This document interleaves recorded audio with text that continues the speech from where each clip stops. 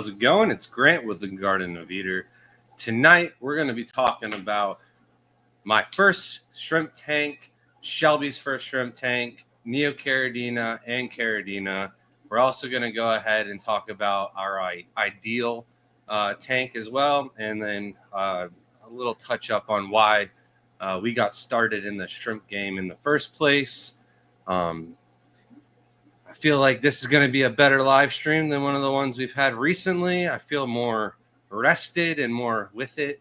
I've been doing just normal water changes. It's no longer like panic because of a hurricane and have to get everything done. So everything's good and squared away before a possible storm gets here. But just back to normal every day, just doing as many water changes as I can. I got access to RO water. That's 0 TDS again. My mind is just more focused and ready to knock out some great content. We just had a video go out of basically 30 plus minutes of footage of clips of all of our, not all of them, but most of our colonies of shrimp while they're eating.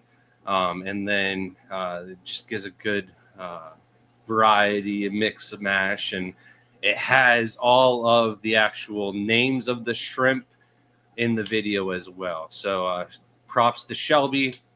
She's been working a really long time on that and getting it all done and double checking with me to make sure all the names on the shrimp and everything like that were matching up. So we're hopefully going to be cranking out a bunch more content here soon. Shelby just learned a little trick with some AI and CapCut, basically getting the YouTube Shorts a little finesse. So if you don't know what I'm talking about, you'll have to go check out our shorts and videos after this. But basically diving into tonight's live stream chat tonight, we have what was our very first shrimp tank.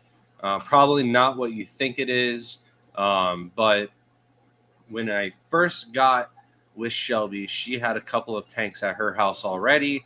I had tanks before in the past, but nothing that was set up when I first started dating Shelby. But I realized if I got some tanks at my house, she'd want to spend more time at my house, which was in town, rather than her house, which was like 30 minutes out of town. So I got a Jack Dempsey, and then I really enjoyed watching him hunt down and be a fish and getting him live feeders and stuff like that. And one of the things that we were doing was breeding some of the guppy feeders in a small 10-gallon tank. It was basically one of the complete Aqueon setups that you go to Walmart and you get the 10-gallon tank. It comes with the Aqueon filter, the little hang on the back. It also had the lid with the lights built inside of it. And that was pretty much my breeding grounds for the feeder guppies that I was feeding to the Jack Dempsey. And then I also was getting a bunch of shrimp from Petco, PetSmart, whoever really had a good, healthy population of ghost shrimp. I'd pretty much buy a couple of dozen of them. I'd feed, maybe a dozen of them at first to the Jack Dempsey, and then I put the rest of them in the guppy tank so they can kind of hang out and grow and, wait for their time with the Jack Dempsey. So that basically was my first shrimp tank. Not my first interaction with ghost shrimp or shrimp in general. As a kid, I was catching them out of the Weeki Wachee River here locally, but I never brought them home and put them into a fish tank. So not really the tank you expected me to talk about, but after that, Shelby wanted a chameleon one day for her birthday. We got her a Jackson chameleon, the one with the horns. And then after that, she got pregnant. And, I was thinking, hey, we've got a baby on the way. Maybe it's not the best to have all these extra costs of a chameleon. But I didn't want to get rid of the chameleon either. So I did some research and figured a way to keep the chameleon and keep all the costs down. And that was by breeding them. So I had to double down, take a risk, and get a female Jackson chameleon. But we were very successful on breeding them. growing out the babies and selling them. And then that basically led from one species of chameleon to another. And we got a bunch of panthers, and we were also doing leopard geckos and a bunch of other things as well. But I was spending like 2 hours a day taking care of crickets and worms in a very hot garage here in Florida, and then misting the chameleons 2 or 3 times a day and everything like that.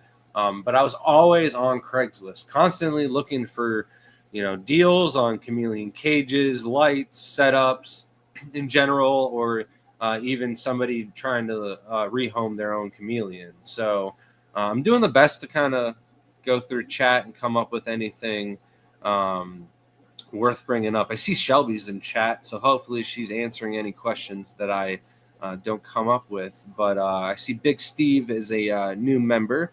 He's been a member before in the past, but perhaps he knows that when he's a member, he gets that 10% off code.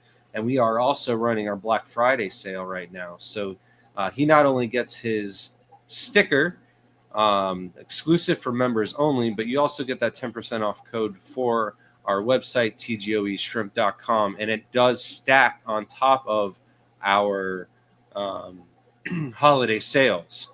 Or maybe he's trying to get the 2-year discount. So that is always nice to see, though, when we get supporters, return supporters. And I'm going to have to call you Big Shrimpin', though. Sorry, Steve. So always on Craigslist looking for some deals. And no matter what you searched in the pet area, for say, this ad for raised red cherry shrimp, make a side profit, side hustle from your home. It was really enticing.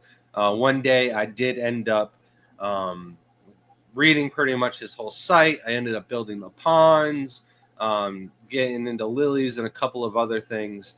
And basically when we got the opportunity to buy my dad's landscape business, I didn't want to take care of crickets and worms and work outside in the sun for 12 hours a day on top of it. So I thought it was best to find new homes for the chameleons.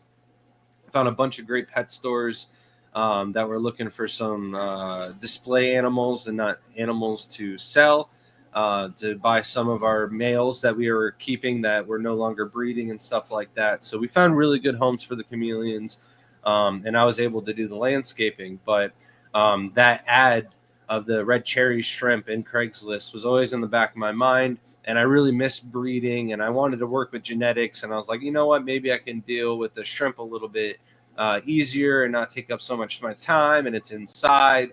And that's basically what caught my interest and got me to buy my first group of shrimp. And before I get into that, Nathan, a member for 20 months, what are more months? And all right, 4 more months and it'll be 2 years. So thank you, Nathan, for all your support. Seems like it's been longer. Seems like you've been around for a very long time. So but we ended up going through eBay to get our very first group of shrimp. This guy that was constantly posting on Craigslist never actually had available shrimp. And that kind of got my interest a little bit higher, because if this guy says they're so easy to breed and he's so successful and he never has them in stock, it must mean the demand for those shrimp is out the roof. So I got my first group off of eBay. And at the time, Shelby didn't think I was serious. We had a tank of Oscars, and it was a 55-gallon tank, and I got a couple of breeder boxes. And I had the breeder boxes on the front of the tank, and the cherry shrimp went in the breeder boxes. I had a little bit of pea gravel in there. They were the air-fed, like Marine Land, I think, breeder boxes. And I even crafted a little sponge at the end so the shrimp couldn't fall out even with the grate, because some of them were a little bit small and I was worried about them getting through. And Shelby thought it was a joke, like I was getting them just so I could feed them to the Oscars. And I was like, no, I I think I'm going to breed these out, and one day I'm going to sell these for a profit, and I won't have to cut grass, and I'll be able to sell shrimp. And Shelby's like, yeah, okay, we're going to end up feeding all of these to the shrimp, but or to the Oscars. But here we are. We're selling shrimp for a living. Kind of just baby steps through getting here to where we're at now, of course. But that was basically the first shrimp setup. And I quickly realized that the breeder box wasn't very good. I didn't have any buried females. They kind of looked like crap. And I just quickly did a little bit more research. And I was like, okay, let me set up a 10-gallon tank. So our very first shrimp tank was an old leopard gecko breeding setup tank that we had, just a 10-gallon left over from our old operation. Saved all the 10-gallon tanks, sold all of the chameleon cages with the chameleons themselves. And then the gravel was just pea gravel that I got from Home Depot. I rinsed it out thoroughly, threw it in the tank. I used some tap water, and then I had some of the Aqueon dechlorinator or some API dechlorinator, whichever one came in that yellow bottle.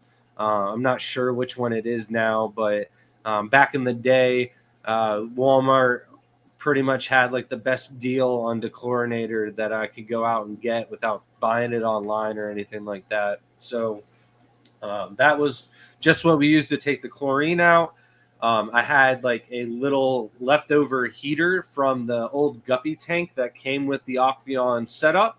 And then I had some koi fish already going out back, and I had just been dabbling a little bit in live plants and with the koi fish and whatnot. And I had read that moneywort or bacopa was good luck for koi breeders.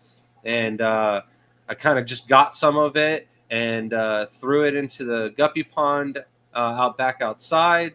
And then at the same time, thought, well, hey, it's doing good outside. Why not throw it in the shrimp tank?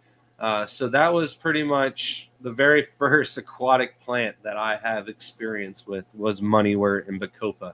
And I believe I overpaid like quite a bit for it on eBay. Like looking at how much bacopa goes for in the aquarium club groups and at shows and stuff like that.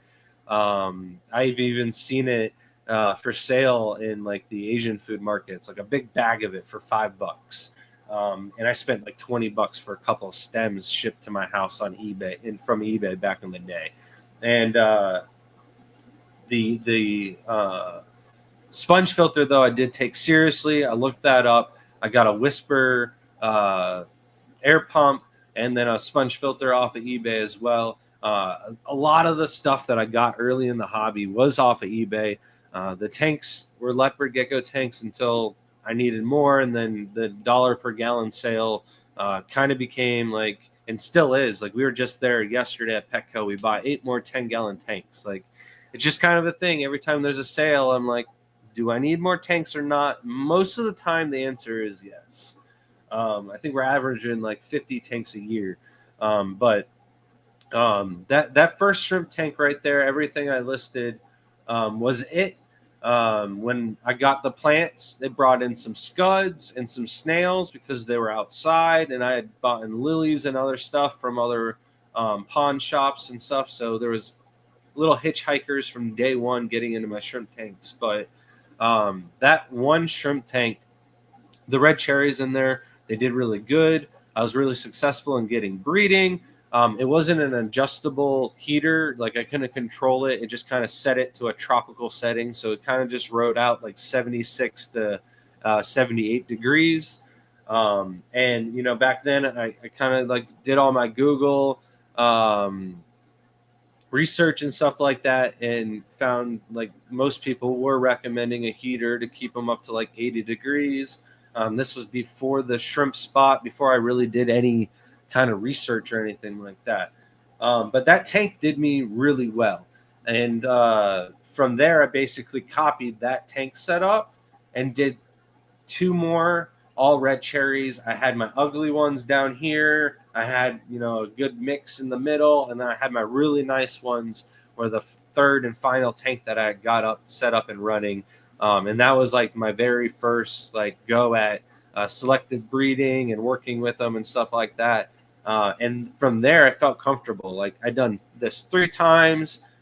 These red cherry shrimp are just as easy as this guy was talking about on Craigslist. And then when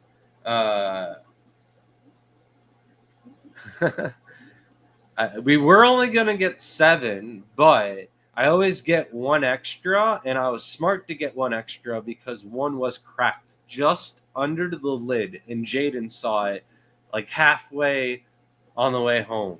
So luckily enough, we bought the extra tank. So 7 of them are on the rack, all set up and done. 1 was cracked.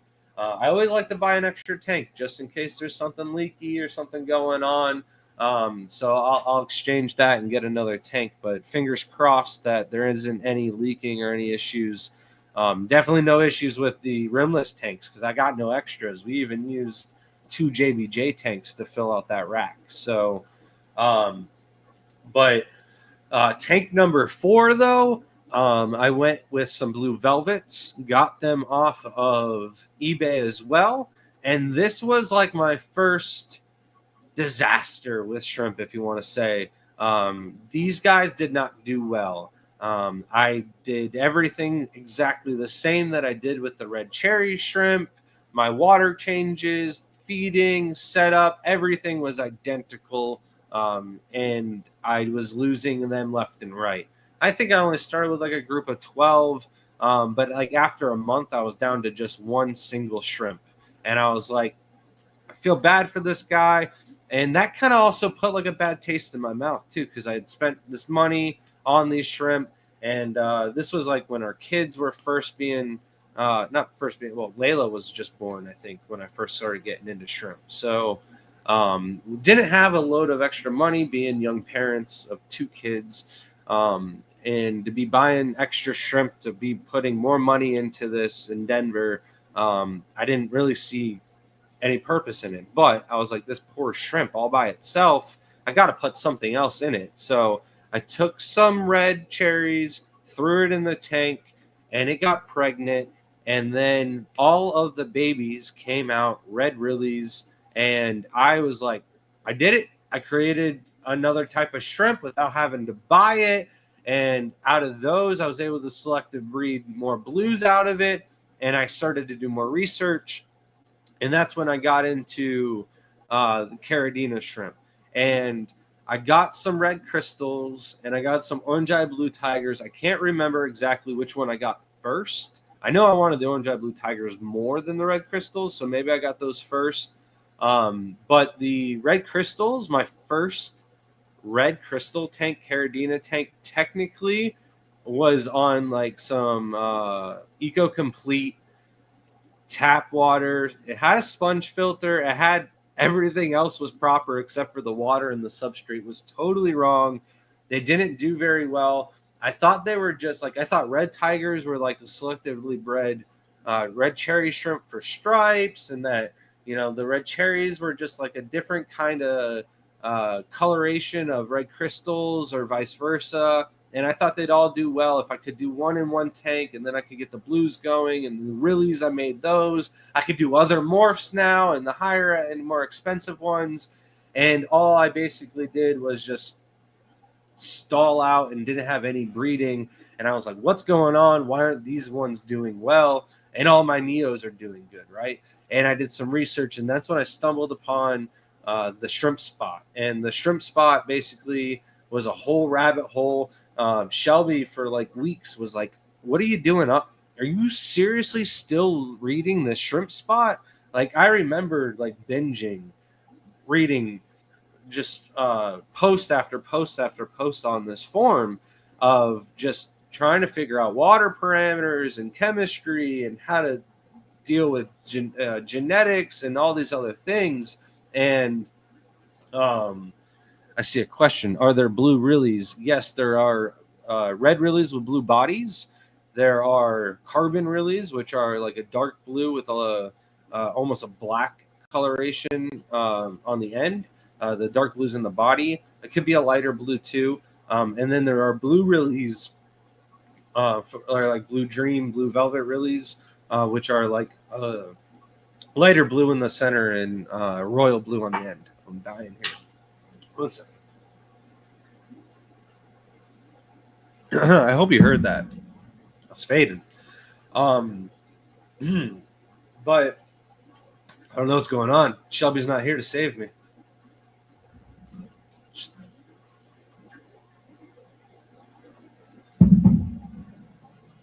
All right. Hopefully I'm getting out. So, when I stumbled upon the shrimp spot, one of the first things I read was I needed an RO unit. I needed aqua soil. And I was like, I don't have these things. So I need to start doing that. And I kind of just stumbled upon those two things. And I even saw like a couple of tank setups that were being made. And I really like these bare bottom tanks where half the tank had substrate and the half was bare bottom for you to feed the shrimp and really see them and everything like that. So my first Caridina tank, and it's still running in the hallway, is a 20-gallon long. And then it's got the barrier or whatever to block the substrate. But spoiler alert, I eventually put substrate in the bottom because it just looked disgusting after every single day there was uneaten food and mulm and shrimp poop and snail poop. And I was like, it looks much better with soil. So I ended up sprinkling some soil in the bare bottom side anyways. But I basically just used RO water. I didn't use any minerals. When I got the RO water, I was like, oh, this is going to be better for the Neocaridina too. And so I started doing water changes with it. And I basically got the water all the way down to like 70 TDS before I figured out and learned like I need to use minerals in the water. So it was a lot of jumping to conclusions and not thoroughly following things through when I first got in the hobby. But a lot of it too was just not understanding. Like, I'm using this machine to make my water. Why do I need to add minerals into the water? And there really wasn't like anybody on YouTube doing this. There wasn't any real videos or anything like that. And the posts and stuff like that on the shrimp spot, some of them didn't want people to know their secrets, and other people were just, telling you one thing and other people were telling you others. And it took a long, telling you a different thing. But it took me a long time before I got familiar with what was right and what was fact, and then what people were still trying to figure out. So there's still some things that are like that, but then there's a lot of things where the thought process and hypothesis and stuff like that, theories that we had in the beginning of the hobby are come to be true today and stuff like that. So I learned a lot on the shrimp spot before it kind of died off, and now everybody's on Facebook, and Facebook's kind of died off, but more people are on YouTube. So that's like the platform, obviously, where we're at now. But I never thought it would be like this, 10 years ago when we were first getting into the hobby.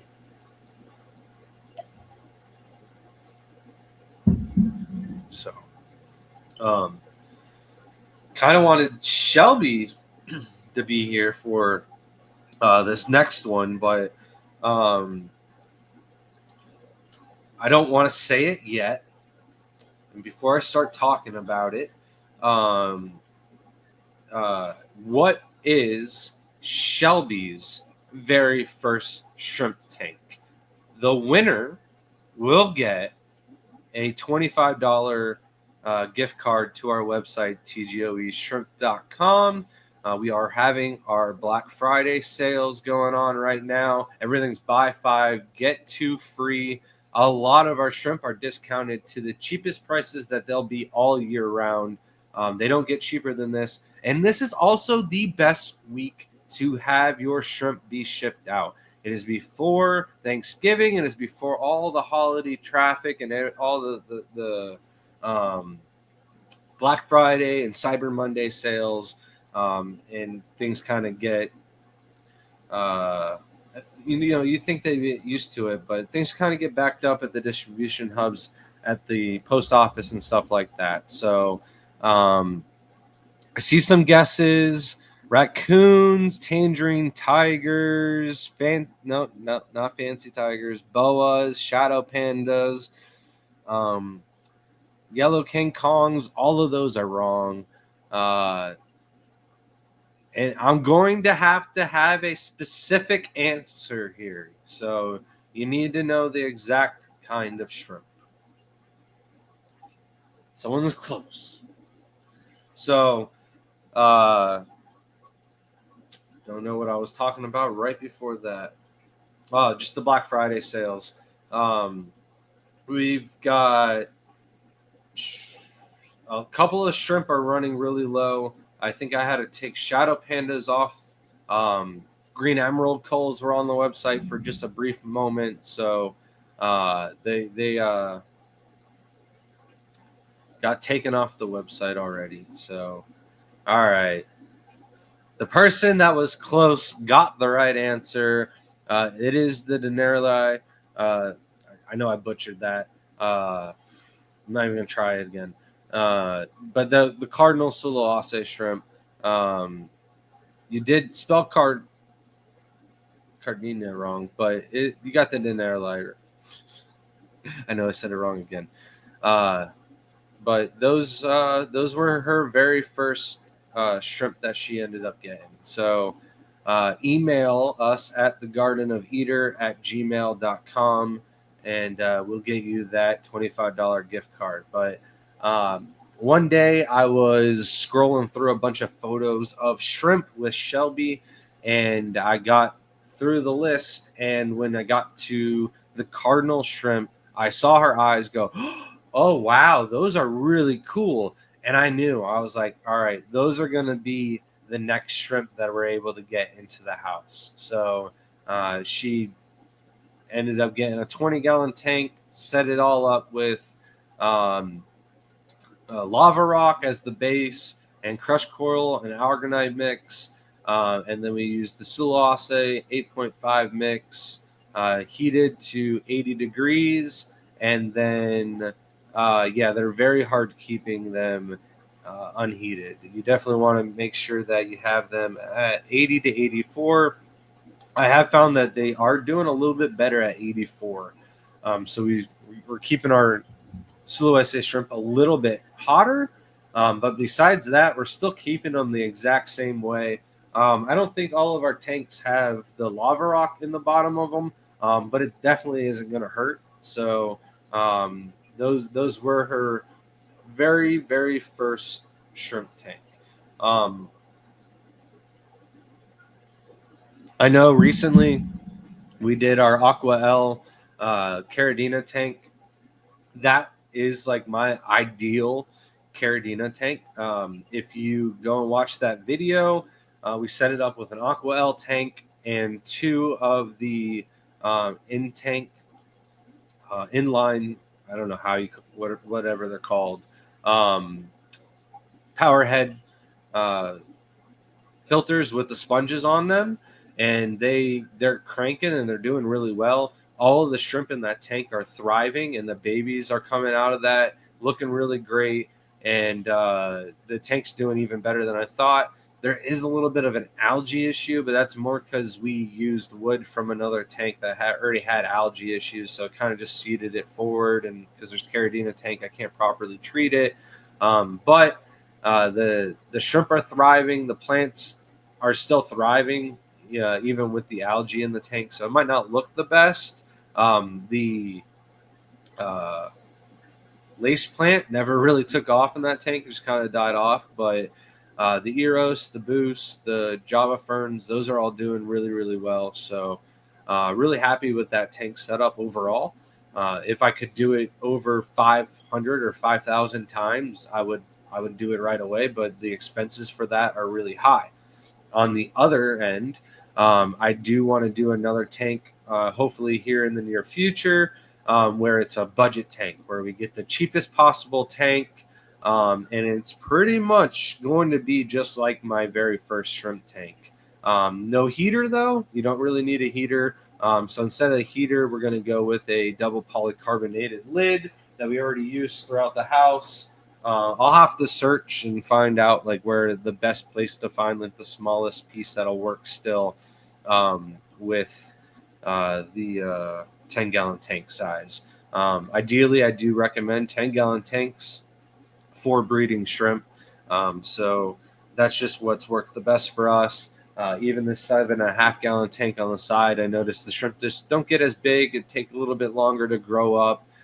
Breeding overall isn't as prolific as they are in the 10-gallon tanks. So the budget shrimp tank video is going to be something we do here in this near future. You just need room. Shelby's room is almost done. We are making a lot of effort with that.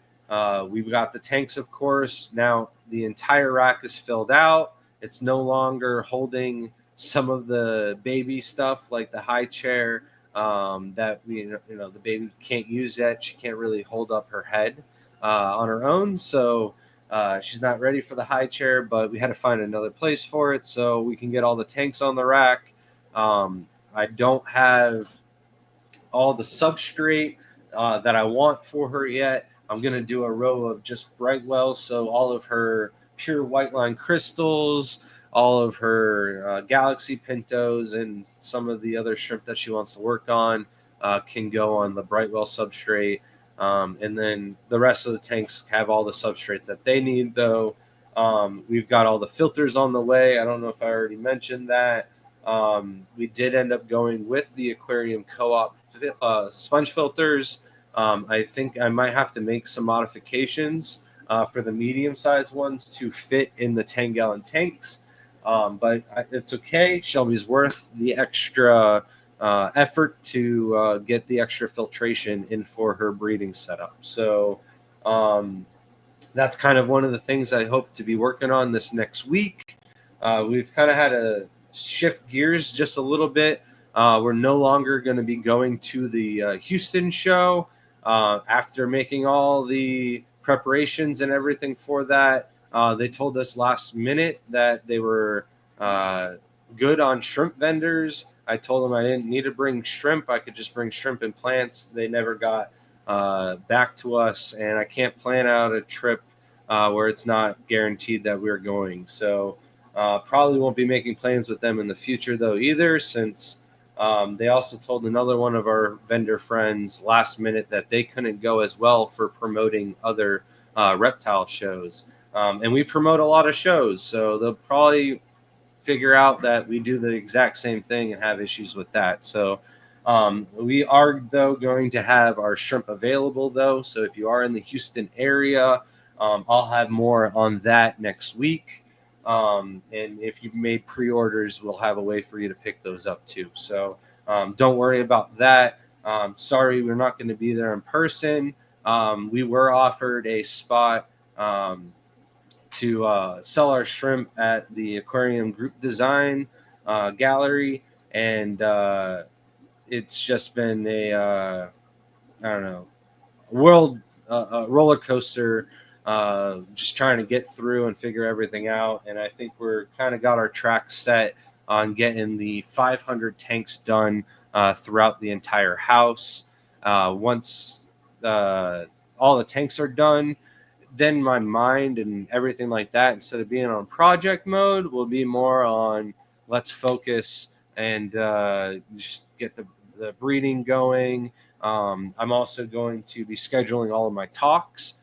So if you're one of the people that's reached out to me recently, I know I see somebody was just, I can't remember who it is now. Dang it. But I'll be booking all of our shows in the next week and as well as talks. So I'll really know our full schedule before the end of the year. So, one of the live streams later on will be our schedule for 2025. We also know about where the Aquashella dates are going to be, so we were able to plan those out already. So don't know where they are or what the exact dates are, So I am leaving those 3 months kind of freed up until I know, but then I can book more once Aquashella finalizes that.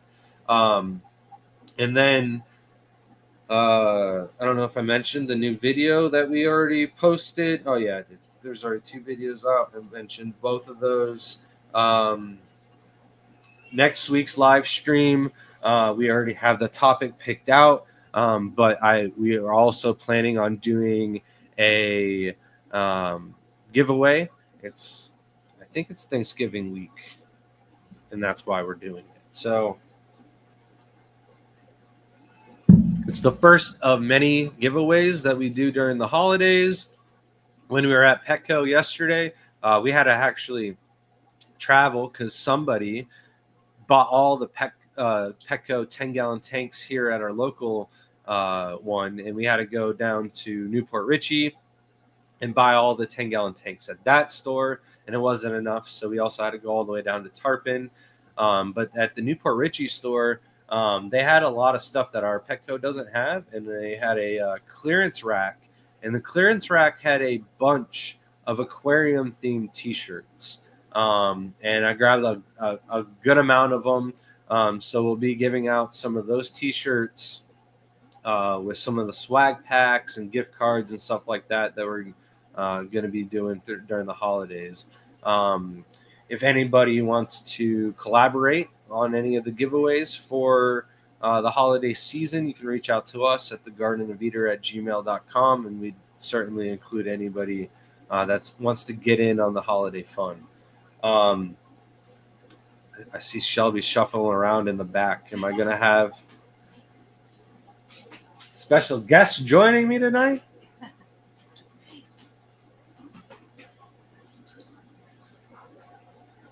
Wide awake. Hi. Struggling without you. It's hard. I did 37 minutes. I was enjoying watching a solid, you struggle. a solid you did 37 minutes. You did great. Don't take away my notes, though. I'm almost done. What are you going to do for the next 30 minutes? I was hoping people had questions that I missed. Yeah, Somebody, you did miss some. Well, then if you could go through. I was trying my best to keep up with both. You did pretty good. And then I just saw the... Oh, it's gone now. Good? Hands are a little cold. Well, I can't find who asked it, but someone asked what your blue velvets throw. So the blue velvets have been really true. I've been really excited with how little culling I've had to do. Maybe 2 or 3 out of like 300 to 500 of them have had like red nose or like red spotting on their head. So maybe like less than 1% really culls out of those. So I wasn't expecting that either. I was expecting a good amount of realies and other red spotting to come out of them, but they're a really good blue velvet solid line. If you're looking for blue jellies, they're the exact same shrimp. And then someone said, I love the idea of you doing a budget tank. And then Tank Girl said, are you still using the black diamond sand? So we still have tanks with the black diamond sand. My original green jade tank is still running in the garage. I'm not sure what other tanks have it exactly. I know some other tanks have to have it. But these days, the black diamond blasting sand used to be the cheapest. But when we go to all of these shows, there are a lot of companies who don't want to drive home with any bags that are open or ship anything with open bags. So there's constantly bags of open aquarium gravel and sands and stuff like that left over. And we kind of just take our tape gun and tape them up and then throw them in the back of our car. And we're hoarding a lot of aquarium sand in the garage, but we've also used a lot of it through projects and stuff like that. So I haven't had to buy aquarium gravel that's inert in a very long time. We have to buy aqua soil all the time, but because of the shows that we do and the aquascaping jobs and stuff that we get, we save all of the materials. We don't throw anything away. But Pisces does sell clean black diamond sand. I know you can find them at like feed stores. You do have to clean them really well. And if you're using them for cory cats, I would not suggest it because it does come with like little shards of glass. But the one from Pisces is already pre-washed and like they grind it a little bit longer, you know. It says fish food. Oh, that's weird. We're not on Fish Fam right now. That's weird. What's the deal, Matt? It's got to be something's wrong with it. And we're cut back up. Well, if you have questions, obviously ask them down in chat. This week, I think I mentioned it briefly in the beginning of the live stream that it's been really nice to get caught up on some of the water changes. Layla's room, Jaden's room, and the hallway is all completely done. Most of the planted tanks are done throughout the house. And I've just got the 110-gallon rack, the 90 10-gallon rack, the rack by the front door, and the kitchen tanks. And the whole house will be completely done since you were born. And then we'll go ahead and... Did I get them done one more time? No. The last time I did all the water changes in the whole house was before she was born. And she is a week away from being 2 months old. So ideally, not the time frame that I want to get all my water changes done. However, I always say I feel like we can go and leave for 2 months and come back and the shrimp would be fine. Like some of the shrimp would get hungry and eat some of the ones that had issues molting and weren't as healthy and strong to get away. But for every shrimp that got eaten, I probably have, 20 to 30 babies in the tank too. So I don't have any issues with any of the shrimp tanks since we've been gone. We have, of course, been feeding the shrimp, so we haven't had nearly as many shrimp get eaten from hunger or anything like that. But there's definitely a good amount of breeding going on this time of the year for not doing as many water changes as I normally plead I should have to do this time of the year to keep the breeding going.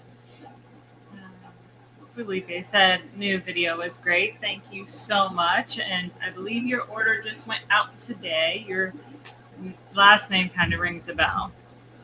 It's I can't pronounce it. That's why it rings a bell too. Tank Girl said Road King and Tractor Supply. Yeah, sorry, that's what I mean as feed stores. I forget that a lot of people don't live in the same area. But in Florida, Road Kings and Tractor Supply. But I just, in general, feed stores. But then the video, though, I got to give most of the credit to Shelby. She took a lot of time to put that video together. And then the other credit I got to give to Sheree Bloomfield. She's the one that said, hey, you need a video that just runs of all of your shrimp. And then what our plan is, I put the tablet up. Or did you put the tablet? The tablet was right there. What tablet? The kid's tablet. Oh. At the shows, we'll have the tablet, or maybe depending, Layla's TV screen isn't. Oh no, it would have to be a smart TV to be able to play YouTube. We'd have to bring the Xbox, but any TV can play YouTube if you have it like attached to like your phone or. Oh yeah, maybe that'll work. Cable. But yeah, we would play that video on loop. So when people are like, oh, what's at the table? And be like, oh, we got the shrimp. And then they go, oh, well, what are those? And be like, well, I have them right here. And if I don't have them right here, I'll have them hopefully available on the website. And I can give them a card. Why are you laughing at me? That wasn't a moment to laugh. Is the video, like, you mean replaying? Just be like, all right, wait another 24 minutes and they'll come back up. I wasn't talking about that. Oh, okay. I don't know what you were talking about. I just thought you were trying to point out the video on replay while we're at the booth. No, I'm saying it's going to be on replay. And if somebody points and goes, "Oh, that's a really cool okay. shrimp," I can go, hopefully it's available for sale right here. Okay. And if not, hopefully it's available for sale on the website. That's a beautiful. A question. I had my green emeralds throw what I call green jade, green with yellow shrimp. Is that normal throw? It's normal. It's common, but it's not, Desired. No, I mean, it could be desired if you get the yellow striping on the dark green shrimp. But out of like 100 shrimp, maybe only one of them will be thrown out like that. So a little less common than, the other shrimp that pop out, but it's completely normal to get that out of your emeralds. Welcome in, Craig's Catfish Cave. You went through it too fast. I know. Now you got nothing to talk about. So you just get to stare at the screen. Just kidding. No. We've got a lot going on, though. Like I said, Shelby's whole fish room is going to be put together. All of the filters are on the way. The newts have been doing their thing, and I got to get those dialed in. So I decided to get another Zis breeder box, as well as some brine shrimp eggs, because you can't hatch brine shrimp without the eggs, right? And then on top of that, I've got to reorganize the RO filter a little bit in the garage. I already know there's not nearly enough room to use the sink, how I even want to use the sink. So if I'm going to add on a oh my god, brine shrimp hatchery lineup thing as well, I've got to definitely move up the massive RO unit that we just added on. Before it wasn't that bad, but now it's really bulky and hard to get to the sink. Feeding Bud said, "What is the minimum number of shrimp to start a healthy breeding colony? Would you recommend mixing the same shrimp from two sources to create more diverse genetics?" I don't worry about the diverse genetics. Honestly, some of the craziest lines out there, the more higher end lines, they're not really adding in new genetics. They're more just selective breeding, and generation after generation, it kind of is just the brothers and sisters that look the best that are being bred together to get the next generation. You're better off maybe spending more money and getting it from one breeder, and instead of spending shipping costs twice, you buy more shrimp or spend that to get a higher grade. I usually recommend 1 to 2 shrimp per gallon to get started with, at the bare minimum. The more the merrier. So if you have a 20-gallon tank, throwing 40 shrimp in there is a really healthy amount of shrimp to get your colony started. You could do it with 2, you could do it with 3, you could do it with no fewer than 2, though. So it's just one of those things with instant gratification and everything like that. How happy, how instant do you want those breeding colonies to be booming and having babies everywhere? That's the question you ask yourself. But at least 1 to 2 per gallon is what we recommend. Like they said, how long should Brightwell Rio Escuro buffer? My recent bag is only buffering down to 6.4 or so. So it should last for 3 to 5 years. Escuro is one of my favorite ones. Sometimes the cafe might only even buffer down to 6.2. But if you're at 6.4, you might want to look into what kind of rock you have in the tank. Are you dosing mineral balls or fertilizers or something like that might be raising your cage up? It's one of those things where you have to check your RO water and make sure that you're getting 0 KH out of it and mixing with GH only minerals, or else that TDS can climb. Also, the other thing is how are you testing that pH?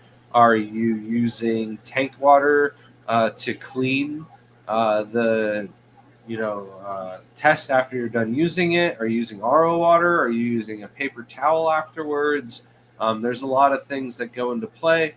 Some people just rinse their test tubes out with tap water, and that little tiny bit of residual tap water will actually cause the test to raise a little bit higher. So it might not actually be 6.4. You might actually have it lower enough. You're just not cleaning your test tubes out. So maybe one of those things will help out. Mike says, I'm making a pink plant with pink and black plants only, but can't decide what color neos to add. I would want to know what substrate you're doing. What black plants are you using, though? Maybe they're fake. If you're using fake plants, shame on you. But no, there's nothing wrong with it. It's just better with real ones. But it would actually be cool to have like some black ones in between that look real in between real ones. But some people can't keep up with real plants, and it's healthier for them just to do water and clean the water. So fair enough. But I think Mike does. It's the Mike I'm thinking of, and he does black really well. Goose. I don't use fake plants. Yeah, that's what I was gonna say. Yellow and pink and black would look cool. Black Goose plants. I think red would still look really pretty, but that's just so boring. It really depends on if you're doing a lower pH. If you could do Caridina, that would be open up a whole new broad range. Obviously, I would do like the red pintos for me, but because the reds and pinks, I don't know, look really pretty. It all kind of like plays together. When Bill does his yearly Valentine's Day tank, it's like one of my favorite tanks, and it's like reds and pinks all together. So I don't know. I just think yellows pop the most. Pink chai and black booze. Oh my gosh, that looks so pretty. What neos do you use to this? I don't want black. Yeah, black. I love black rose, but they wouldn't show up. So I would do reds like Bloody Marys or fire red cherries. I think they would just look so good. I would do some cheetah tigers. Totally change it up. They go good in tap water. They do fine in the tank. If they're good for neos, they're good for the cheetahs. You can throw some super tigers in there. Jim said, I haven't learned about ghost bees yet. Can you talk about them a little, please? Absolutely. I was actually talking with Mike Esposito today on ghost bees. Vin came out and posted some golden dragon crystals. I can't remember the name of them. But I had briefly remembered him posting them, and Mike was like, oh, I'm thinking about getting some. And I was like, really?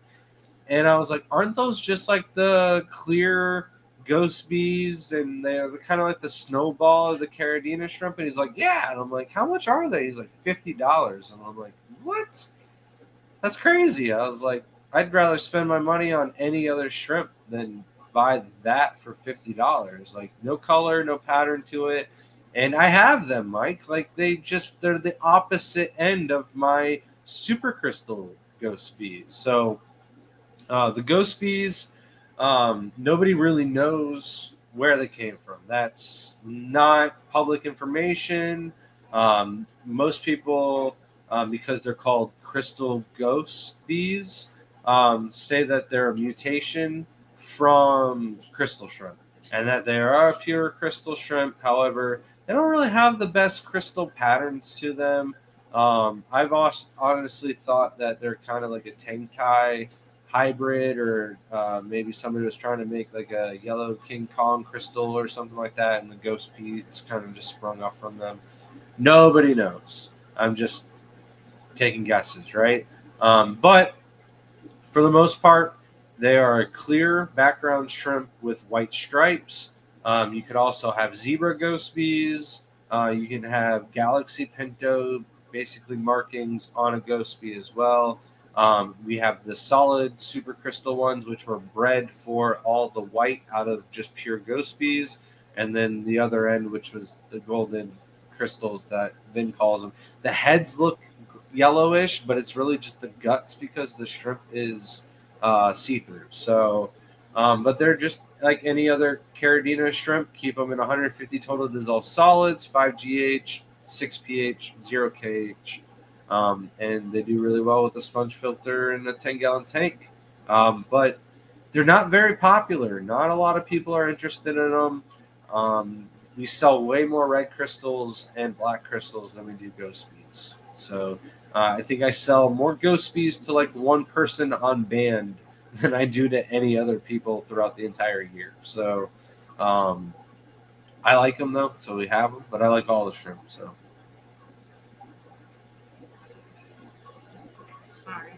No, you're good. I had something else to talk about. Zach said, "Have you figured out the secrets to get rid of Cladophora? H2O2 seems to get a little done, but not quite enough." So if there's no shrimp in the tank, then Brightwell Razor is. Let me just go get the two things that we use. Snowballs on pink and black. Snowballs would kind of be cool when they're like buried. I think so. I've always wanted to do like a black like theme and like little tombstones and stuff with the little snowballs, make them look like little ghosts running around. But never done that. Maybe I'll do that in my room. I'm not going to sacrifice a tank for snowballs. I love them, but I got them by the thousands outside. People just don't buy them because they're not interesting to them. I enjoy them. I think they're adorable, and how fast they breed is crazy. Mike says, "I think if I go Caridina, they will end up pink." You know what I'm saying? Oh, no. Yeah, now I get what you're saying. That one took me a minute. I'm a little ashamed of how long that took me.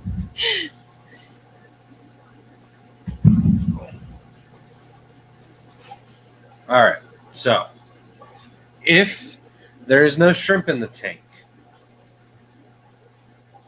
Exhibit A. All right. There isn't anything in this tank. I thought it was Cladophora, and when I dosed the razor the last time, it kind of all died off and turned white. And it's not really growing back yet. I do think it needs another dose. I'm not going to do that right now because we got the baby, and I don't really want to touch these chemicals at all around the baby during the live stream. So, but I just basically take a little pipette. This is the product that I use. It's Brightwell Razor. I get the big jugs. Make sure you get the fresh water variety of it, not the salt water. It's not the same thing. I know that some products are the exact same thing for salt and fresh, and they're marketed with a different brand label and stuff. This is not that situation. So make sure you get the freshwater variety of it. Then it might take 2 or 3 doses of it. However, I find that this pretty much is the game changer when it comes to Cladophora. In the beginning of the year, I had too many tanks with Cladophora. Honestly, it was a little nerve-wracking. I don't remember what the goals were exactly in the beginning of the year. I do believe Cladophora was a big one. This year, I have done a lot of successful work getting rid of the Cladophora, moving shrimp out of tanks, dosing it with the razor, and then doing a complete water change, 90%. Get all the razor out of it. It's a flocculant, so it binds with all the little tiny particulates. What did you just say? Flocculant. They're going to block us. And basically what happens is Cladophora, it's not exactly an algae. It's like a fungus, an algae, and a biofilm all in one. And when you kill it, it starts to die off, and it wants to survive still. So it does this reaction defense mechanism where it releases spores. The spores go in the water, they go in the air, and they can be transported and go into other tanks. So what I really like about the razor is when you're getting rid of the actual Cladophora and it goes to send up its spores, the razor bonds with the spores and makes them inert so they don't go and travel and turn into Cladophora into another tank. So once you start using the razor, it really does kind of situate it so that way you don't have this problem in any other tanks. So razor is it when you have no shrimp in the tank. Now, my next exhibit is over here. I'm not going to show that. We've got way too much stuff in the way. Exhibit for you to not see. But it is our Blue Velvet breeding 55-gallon tank. It's one of those tanks where when I get like cheap Anubis or Boost at some of the auction club meetings, I can't say no to like a big clump of Anubis and Boost, especially when we do some of the aquascapes. And so I get it and I throw it in this tank because I know this tank already has algae, it has the Cladophora in it and whatnot, but at times it gets so out of control that I have to like take out an entire basketball portion out of it. So this year we had a speaker. I'm in charge of speakers for the Aquatic Club of Pasco County. Do you want me to? No. He's trying to like not look at you. I know. But it might be. But because I'm in charge of the speakers, I had to bring in a snake talk, and I didn't really think it was the best fit for our club. However, I probably learned the single best tip from that talk out of any talk I've seen this year, and that was this stuff right here. It is a corrosive hydrogen peroxide. I know the active ingredients of it say it's just water and like 1.4. It's just a stronger hydrogen peroxide. It says 1.4% hydrogen peroxide and then 98.6 other ingredients. I don't know what the other ingredients are. I don't know if the corrosiveness of the hydrogen peroxide is a different type of hydrogen peroxide. I don't know. It's all H2O2 as far as I'm concerned. This works significantly better than the brown 3% bottles that you get from like Walmart, the dollar store, wherever. This has been my go-to for getting rid of the Cladophora with shrimp in the tanks. I don't necessarily want to let you know how much of it I've been using, so go very small amounts and work your way up. But so far, I'm doing pretty large doses in my tanks and not having any issues with the shrimp, any issues with the snails, and it doesn't completely kill off the Cladophora in the first dose. But after 3 doses, the Cladophora pretty much dies off entirely. It has come back a little bit in my 55-gallon tank here, but I didn't really do 3 doses because the shrimp are in the tank. I kind of just did 1 big dose and then did another dose once it started to look white, and I backed off. But it hasn't grown back at all. I can see there's still remaining algae strands of Cladophora in there, but I've used this to get rid of it outside because razor is kind of expensive. This is much cheaper, and it's gotten rid of Cladophora entirely out of some of our grow ponds that we get plants from the nurseries. We hold them out for a couple of weeks before the shows, and I've been dosing this as soon as I get the plants from the nurseries. I've even been dosing it into the tubs when we sell the plants at the shows. So it's really been doing wonders on the Cladophora. I no longer have PTSD when talking about Cladophora. It's not as bad. It's still there. Yeah. Johnny Best, thank you so much for the $2 super chat. Says, I don't know what's going on. Shelby is not here. Help. Well, she's here. Must see at the beginning of the live stream. Thank you so much. Stephen P., thank you so much for gifting 10 of the Garden of Eater memberships. I always butcher this. If you were gifted the Garden of Eater memberships by the lovely Stephen P., you get a memberships only sticker and you get 10% off our website, ttoeshrimp.com. Just email us at thegardenofeater@gmail.com and we will get those out to you. If I have not got you a sticker yet, I apologize. Please email us again, or even find the email and star it if it hasn't made it to you. I did send some out, and sometimes they do get lost because they're just in letters. For some reason, that's like the worst way to send things nowadays.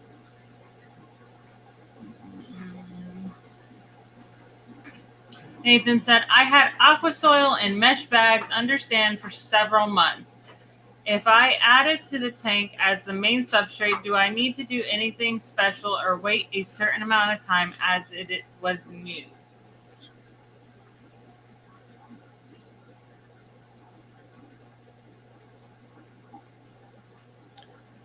You don't need to do anything special with it. I'd probably just kind of rinse it out in some straight RO water. But that would be it, just to kind of shake any of the sand out.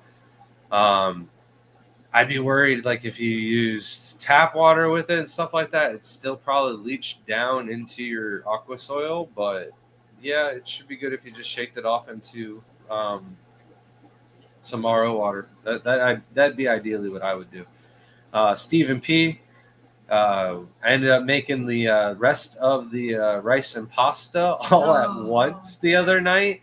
I read one package and saw how much meat I had to cook for it, and then read the other package and decided I wanted to make that. But when I went to the store, I bought all the meat for the other one, and it was way too much meat for the pasta that I was trying to cook.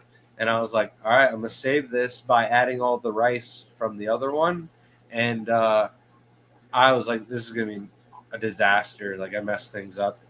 It's not going to be good. And both Shelby and the kids said it was the best one yet. So it was a pretty good disaster mistake.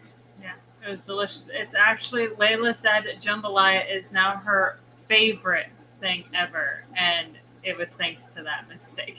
It was just really good. It was like rice, and then there was some pasta, and then the sausages, and then meat as ground beef. It was just delicious. Everyone just scarfed it up. And then we don't actually eat leftovers.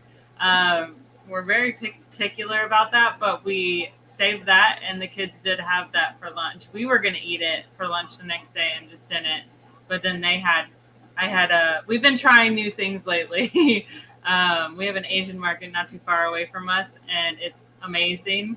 And Grant wanted to try these new ramen, and we got one that was curry, thinking it wasn't going to be like super spicy, and it ended up being like, to explain it, it was like the spiciest SpaghettiOs you've ever had in your life. It did not taste really like curry. I guess it could be. It smelled like curry. Because when you left the house and you came back, it smelled like curry. But then, like, the longer you got used to it, the more it just smelled like SpaghettiOs. Yeah, it was weird.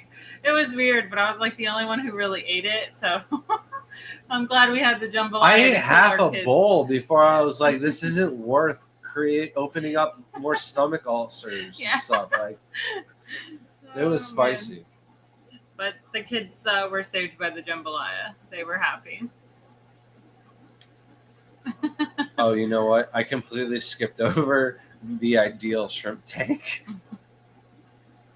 Wasn't that like the whole purpose of the... No, the whole talk was my first shrimp tank. So I talked about my very first one, but I never went over my ideal shrimp tank. So when we catch up in chat, I'll go over my ideal shrimp tank. Thank you, Zen.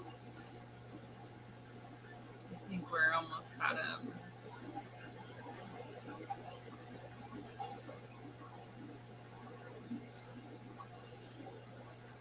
He wants to redo a 10 in the soil that it'll work. Appreciate y'all. Yeah, I would just double check and make sure the tank, as long as you don't need like a really low pH, because if you're doing tap water with that, it could have depleted all the pH, so it just might be like a neutral, which is fine.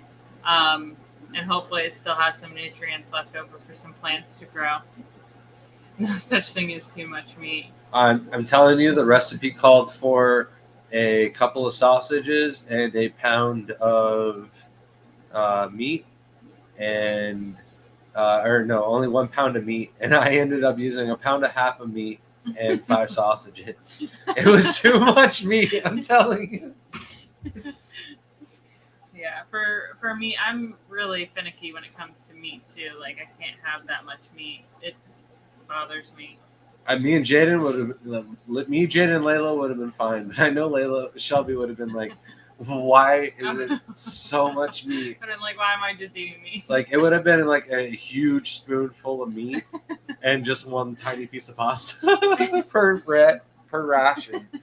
If I could like just not eat meat for the rest of my life, that'd be great. But that's just not a thing. Oh, Mike said, I was wondering what you were asking. What smelled? Said, what does the Clorox peroxide smell like? Is what I meant. Sorry. It smells like bleach. It really does smell like bleach. It's probably got partially. Well, stronger peroxide can smell like bleach. I love actually dosing tanks with it while I'm working in them or like around them because it makes me smell like I'm at the pool. It smells like bleach, like a bleach pool. That'd be more like chlorine. Bleach. Chlorine is it's very similar, but when you dose it in the tank, it smells like a pool. That's probably what it is. But out of the bottle, honestly, it's probably just chlorine. Out of the bottle, though, it smells everything. like straight up bleach. Oh man. Beauty in the Butt said, how could you rank your Caridina shrimp from easiest to most difficult? We should do that. We should go through and like put green like backgrounds on the easiest to like advanced, just like the plants, you know, so they got like the easiest green, yellow is intermediate, and red is advanced. Yeah, I think also one day I could just go through the list and put them all and then give them a ranking, but it would have to go tigers, tangerine tigers at the top, orange-eyed blue tigers at the back end of that list, then crystal shrimp, and really all crystal shrimp are just as easy. The more difficult ones would be like the Michelins, because you have to make sure that the males are Taiwan bees to keep the Michelins going, so that would be like the hardest ones to take care of. Then you got your Thai bees would be the next step up because they're, yes, they could be a little heavy on the bee genetics, but they're also going to have some hybridized tiger genetics in there to make them a little bit hardier. But they're a little bit harder for me on the difficulty level than crystals because you're going to get more culling and more work involved. And pretty much the same tank setup. Then you got your Tai bees, your pintos, and stuff like that. And then the hardest of the hardest ones would be creating your own projects and trying to create your own morph, like our green kiwis.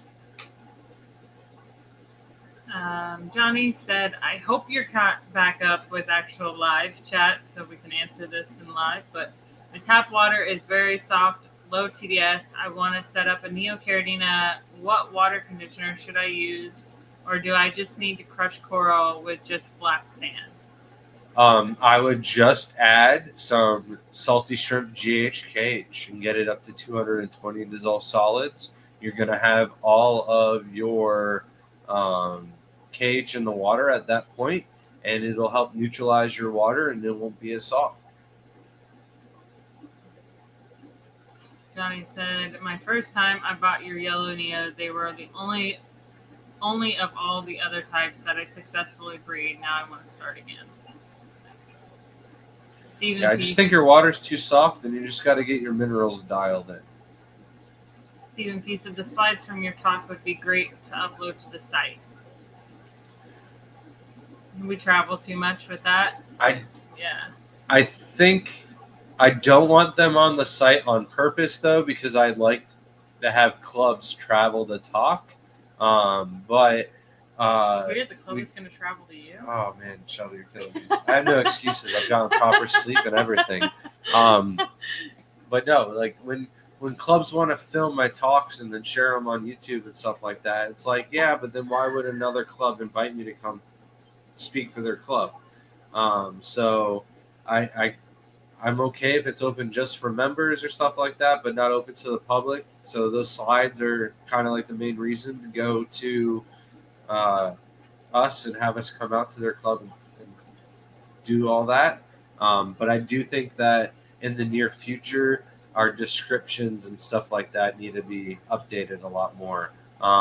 Once upon a time, Tim and us were working on little charts, and then I didn't want to use them because we didn't have the right logo. Now our logo is done, and Tim is too busy to help. So we definitely got to figure some stuff out in the future. A life. I know.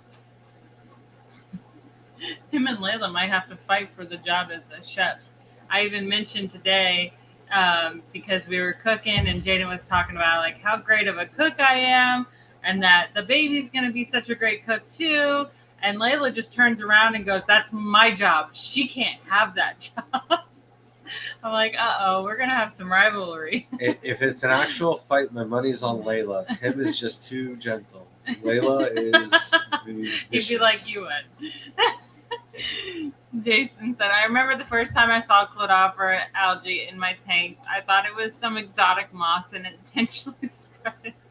I would cry to figure that out." I mean, realistically, like I do warn people about the Marimo moss balls because sometimes it is Cladophora and sold as a moss ball. Hold on. They no longer farm them. So unless you get someone that has a actual living growing one and harvested it off of that, if you buy them from a store, they're all compressed Cladophora. Because they say online there's like a whole video of it, like specific ones that aren't Cladophora, that they're actually a moss ball, like grown, and then this is how they. Oh yeah. And they claim that's where it's coming from. But they're not allowed to take them out of that place anymore. That makes sense. And they don't have a way to like mass produce them. They don't really grow and spread like that. They kind of just survive and live in this one lake. Well, not one lake, but a couple lakes. Beauty in the Bud said, "What is the lineage of your blue ocean shrimp, and what do they throw?" So it's pretty much like a higher grade blue diamond shrimp. They don't throw nearly as many culls. I would say we've only really gotten like 4 culls altogether, and we've probably bred close to like 3,000 of them. There really hasn't been much variation in coloration or anything like that. The reason why I can say they are like a blue diamond is because the culls that we did have were kind of like not light blue, still a nice deep shade of blue, but also had several black darker striping to them. So I would say they would be safe to throw in with any of your other neo lines and just strengthen any other dark blue lines and strengthen up the genetics. Stephen P said, "Yeah, I got some BS Mario years ago." Yeah, it's frustrating to see like people do that in the hobby to other people. That's just terrible. I think it was at the Keystone Clash last year. There was a booth that had. I remember you like yelling. Like I was like, "Greg, be quiet," because you were saying it was the Keystone Clash. I traded them guppy grass for a nanolite. Yeah, I thought it was the no. Remember, it was Louisiana. The whatever show. No. It was like a square booth. I'm dead set now. It was. I think you're confused because they were there, and it was across from the guppies we bought from Mississippi Hippie, and across from them. And then that's when you turned around and you were like, "These aren't really." I don't think so, but yeah. They were selling Cladophora for like $15 a portion. I can't believe you're selling oh my Cladophora. God. I'm like, "Grant, please don't start this today." I'm like, just walk away. I was like, I can get this out of my ponds. And just like, and it wasn't even compressed. It was just like free floating Cladophora. I was like, oh my God. It was. They were selling it as mini balls. And I was like, no. Zach said, "I'm trying to figure out a way to turn Cladophora into stationery paper. I got to make it useful somehow. It actually works decently." Now, you got to be careful. So cool. You got to be careful It's because there's like spores. 19 or 39 different varieties of Cladophora or something like that. But there was a video once upon a time where they went to a river, grabbed Cladophora, cleaned it, and then fried it, and then ate it. Oh my gosh. Yeah. So Gross. it might be edible, and we just That was the don't know freakiest the right one. market. But there was a lot of people under it that said that was not acceptable to eat it. Please, somebody figure out and make Cladophora if it's a superfood. Because if it's a superfood, I'll flip the script. I know how to grow Cladophora better than anybody. I will grow the next superfood. We'll dehydrate it. We'll freeze dry it. We'll wrap it up in chocolate. Green water. Wasn't there a person that was like strictly living off of green water? I think that there's like a person that was farming spirulina. That's what it was. Okay, Algae. and drinking it, right? Yes. Oh, that's disgusting. Ugh.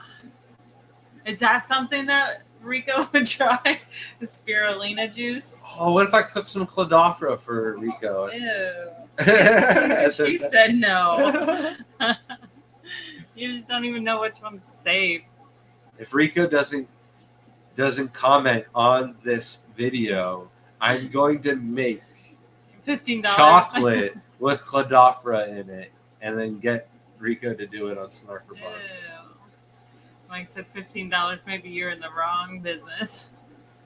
Like, there's probably people that fall for that, and I just would never want to do that to someone. I'll sell it for people to eat it before I sell it for people to ruin their tanks, and like it legit.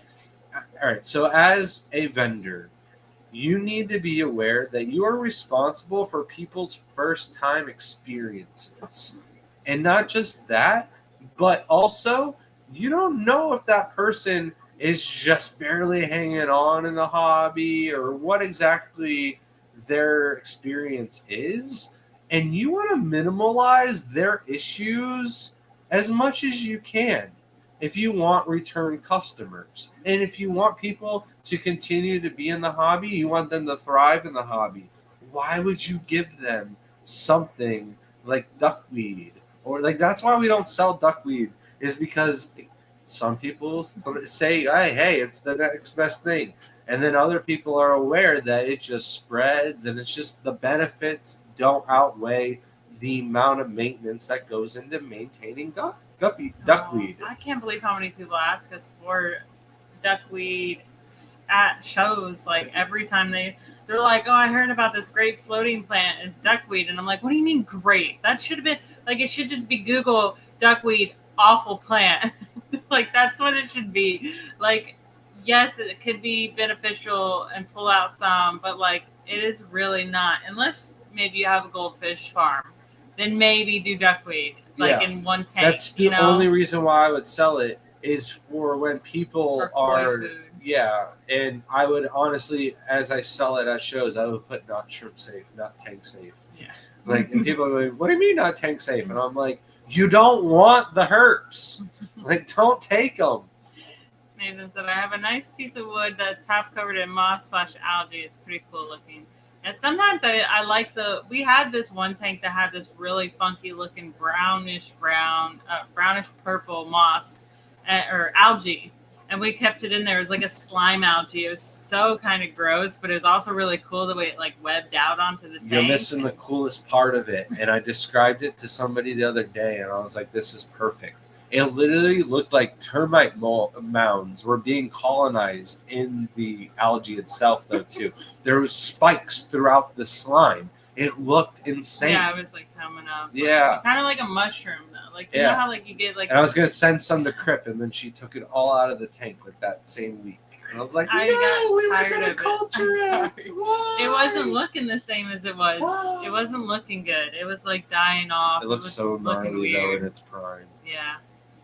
And Zach says, only one way to find out if it's edible. Mike says people actually use it for medicine according to the internet, which I've looked that up too. Cladophora chips. Oh, gross. I can't. The smell of it. The smell of Cladophora when, like, it's disgusting. Cladophora pickle floss. Jason. I'm gonna throw. Pickle it and Waiting, then eat it like floss. waiting for the cladophora and duckweed superfood. Stevens B says, "What's worse, cladophora sold as Marimo or aqua soil that raises your KH?" That would, it's Is there an aqua soil that raises KH though? No, Oh, there is. Yeah. Jeez. How did that one get by me for 2 seconds, Steve? The genius has the worldwide distribution and is harvested as a food and medicine. I know in other places it is, but there is a type of cladophora that actually we do have that like slime mold grow that. It's not the same. That's the same one that's in Layla's room. It's not colonizing termite mounds. But I know in some countries it is used as food and medicine. But there's one that has killed people, and there's like videos about it. Like, be careful what algae you eat. This one can kill you. Cladophora flavored ice cream. You have fun with that. Oh, I couldn't imagine like it just caramelized like, cladophora it's worse than ice celery though. Like it's thinner than celery. It's like all I know is eating hair. When I honestly. grab cladophora out Fishy of the hair. pond outside, I know I want to get it off my hand as fast as possible. Like, I grab it and run, whee, and throw it as fast as I can because it makes my hands stink just as bad as snails. Mm-hmm. I know that. People buy duckweed. Why not cladophora?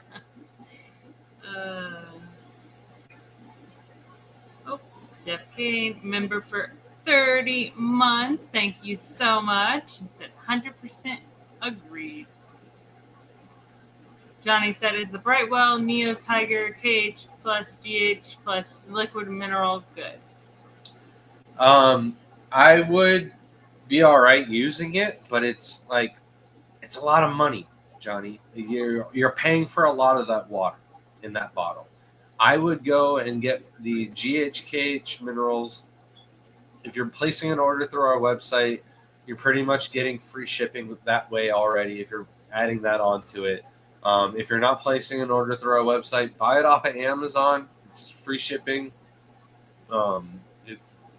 Competitive pricing with what we have, and you're going to get a lot more out of it. And I think it is a better product in the end than the Brightwell. Hello, Chris and Dixon Designs. Nathan is wondering if you are willing to part with any greens. I don't know if we have any greens right now. I do not. We just had somebody ask for some greens, and I threw them up on the website for a short amount of time, and I sold too many because it was supposed to be just for the one person, and two other people were like, "Oh, greens," and added them onto the cart, and I was like, "Oh God, I didn't want to sell that many." So the person tomorrow is getting nicer greens than what I wanted to let go already.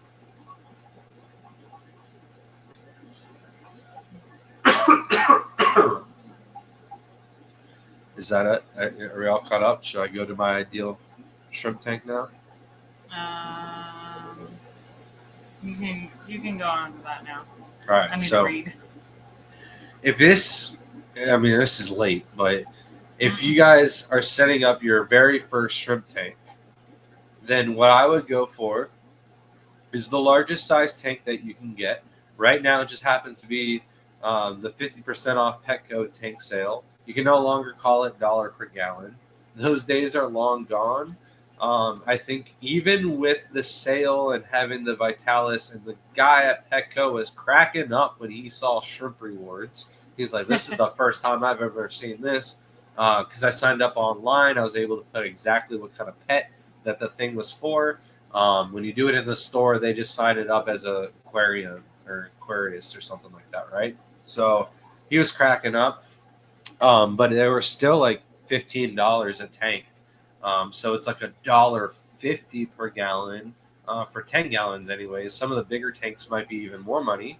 There are some deals, though, where you get like a good sale online, and then it stacks with your Vitalis discount too. There was like some 75-gallon tanks on sale this year for $75, but we had no room for those. I was thinking about getting them as a pond, but no room and time to get that done. But as big of a 10-gallon tank or bigger that you can get, don't need to go rimless. Get a nice rimmed aquarium, so that way you can get one of these double polycarbonated lids. They're just made out of this plastic. I cut them to size. It's fairly cheap.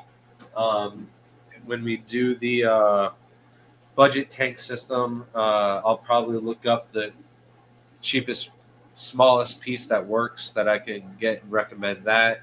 Right now, we're buying 8 foot by 4 foot sheets from Home Depot for like $96. They don't have them at my Home Depot. I have to order them online and then have them shipped to my Home Depot. And I found out not everybody's Home Depot does this. Plamsky, though, said Lowe's also has this option too. I just find that everything at Lowe's is generally a little bit more money than Home Depot. So if you can't get it at Home Depot, try that first. Um, and then I would go with whatever cheap inert substrate you can get. I don't recommend using aqua soil if it is your first time setting up a shrimp tank. There's just too many issues with it absorbing some of the cage and trying to get that pH stable.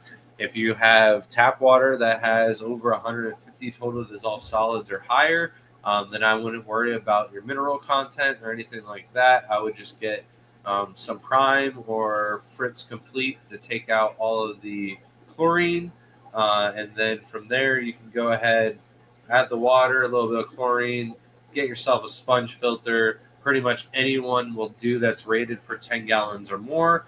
A little air pump, again, anyone will do that's rated for 10 gallons or more. Whisper pumps are kind of a little bit quieter than anything else on the market that we've tried. There might be some more quieter ones that other people recommend these days, but that's just, we're not using small ones. We're using big boy Litas that power more than 40 tanks at a time. No heater. Shrimp don't need a heater. They can do very well in room temperature, especially in the Caridina. They're outside all year round. In the summer, when it gets above 90 degrees, they're just fine. In the winter, when it gets below 30, they're still just fine out there. So any room temperature, basement temperature is going to be just fine for your shrimp tank. Don't get a heater. And then I recommend snails. There are the number one tank mate that I would recommend. Ram's horns are probably the cooler snails to get. Malaysian trumpet snails are probably the most beneficial ones to get. So combination of the two would also be really good. And then you pretty much have everything you need for your first shrimp tank. Just get some really good food, mix a variety. They don't want to eat the same thing every single day, neither do you. So get them a little snack variety. I think that's everything. You got some questions for us now? Back in chat? Back in chat. Jason said, honestly, I'm so jealous of the variety of wild type Caridinas you have. Here in Asia, there's like zero demand for them, so it's been impossible for me to get any raccoons and cheetahs, etc. That's crazy, because I would think, like, in Asia, I'm just going to take a road trip and I'm just going to go get the wild type ones. And I realize Asia's massive and you might need some passports and stuff like that, but North America is pretty big. And if, say, Washington, Seattle had a type of Caridina shrimp that we could catch native and wild, I would drive there in a heartbeat and go collect them. Now, mind you, permits and stuff like that, you can't always do that. Do you even know where cheetahs or raccoons even are located? Hong Kong. I don't know about the cheetahs. The raccoons are Hong Kong. The Stardust are Hong Kong. The Super Princess Bees, I believe. Nope. Don't take my quote on that. I think those are from But Korea, Hong Kong, Vietnam, Thailand. No, maybe not Thailand. I know all those three areas at least have a wild type tiger shrimp. That's crazy. It would be like 24 hours. But I would think that you guys would have access to more, because like we can't get a lot of the wild types like galaxy tigers and leopard tigers and trifasciata and stuff like that. Trifasciata, the fish? No, there's trifasciata, a lot of things. Shrimp? Yeah, I had them. They didn't do well. Well, they did at first, and then they stalled out and didn't do well. Mike says, no, Any good sources for cheap dragonstone or other aquascape type stones, aquarium stones, or gouging?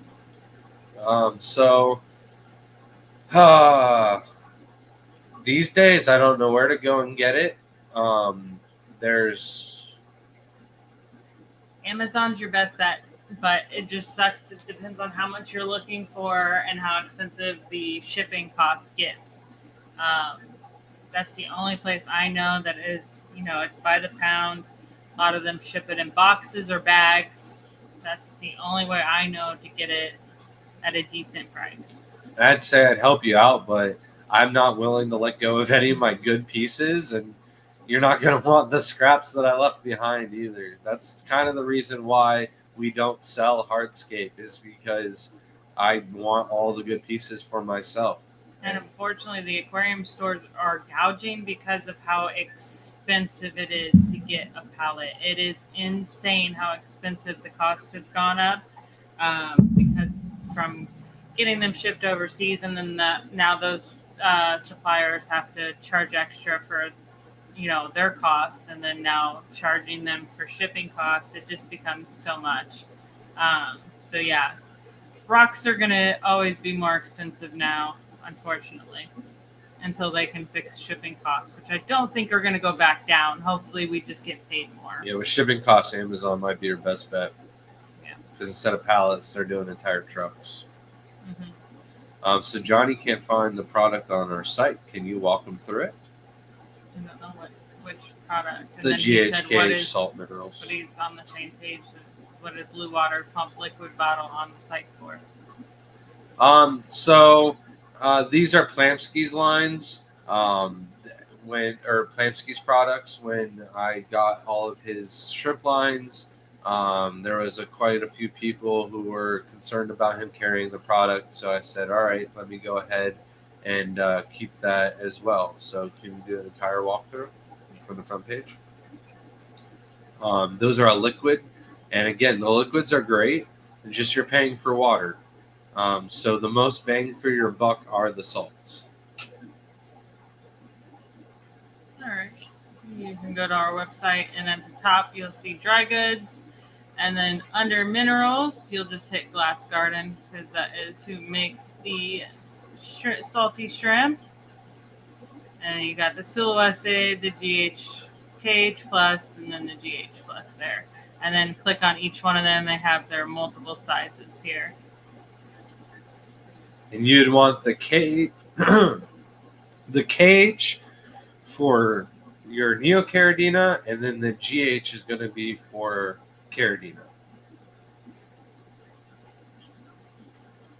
Jason says, I think 95% of the wild Caridinas you see in the trade are from China. Rest of Asia has a lot of wild Caridinas too, but those are the ones which are mostly two-stage shrimp.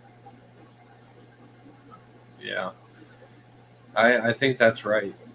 I know there's a few, though, in like Vietnam and Korea. I don't know if it's north or south, though.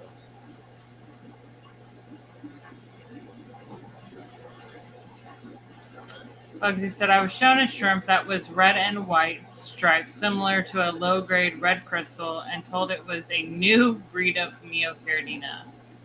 Any clue what these shrimp are just by my description? No. Were they actually white, or were they clear? And if they are a Neo and they're red and white, maybe it was a really low-grade red cherry with a bacterial disease, because then it would be white underneath and it would be dying. There's a lot of people using AI to make new Neocaridinas. No one stabilized these lines, and there's only one person with these magical lines of Neocaridina out there. So I'd just beware. I would always make sure you get a picture, and you can always send the picture to us. And I believe Hopefully you're aware. I believe you're aware of what a red really is, because I've had somebody come at me and like, oh no, this was red and white.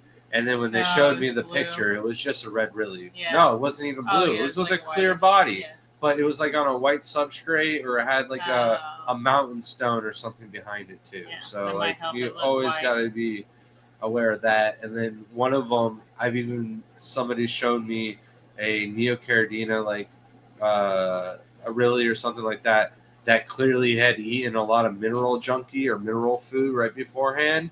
So the colon line, the vein, the poop line, basically was white, and it kind of radiates the glow around it being a little white with the light, right? But yeah, when you feed your shrimp mineral junkie, you kind of you see those things right away. They also suggested maybe a landscaping store. Yeah, some of them can have some. But I don't think any of them are going to have Dragonstone. But you can find it on Lowe's sometimes on yeah. sale. Oh, it's so weird. Lowe's yeah. will have it. Lowe's, or was it Lowe's or Home Depot? No, it was Lowe's. But I don't think they're doing it anymore. I think that was was on the like website only. a one-time thing. However, I think it's also, though, because Lowe's and Petco, like there's Petco in our Lowe's. Like they're a combined company. So I think what honestly happened was Petco accidentally had a lot of Dragonstone get shipped to the Lowe's distribution hub. And they just offed it as gardening stone. And somebody in the aquarium hobby caught on. It was like, go get your cheap stone, boys. And it sold out quicker than hotcakes. But if they brought it back, that would be why. But they probably lost a lot of money on it when they realized how much it sells for in Petco rather than their Lowe's department. Yeah. DJ Guppyfish said, "Hi, I've been lurking with wet hands, doing the dishes. Always great info. Thanks. Watch the video you guys did on photography a bunch of times. Wonderful to hear. Hopefully it helped out." And if you haven't seen the video we just posted today, we used all those great photography tips and skills on doing that video.